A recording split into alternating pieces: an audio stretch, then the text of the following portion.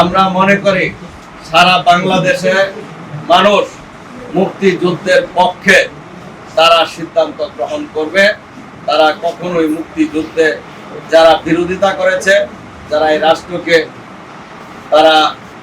এই রাষ্ট্রকে স্বীকার করে নাই, তাদের পক্ষে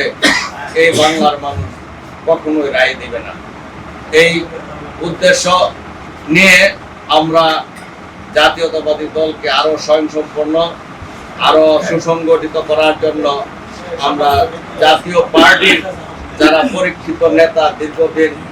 যারা এই রাজনীতির সাথে সম্পৃক্ত, তাদেরকে আজকে আমরা আমাদের দলে অন্তর্ভুক্ত করার সিদ্ধান্ত নিয়ে আমাদের দলের সকল নেতৃবৃন্দর সাথে আলোচনা করে আপনাদেরকে আমাদের দলে আজকে থেকে যোগদান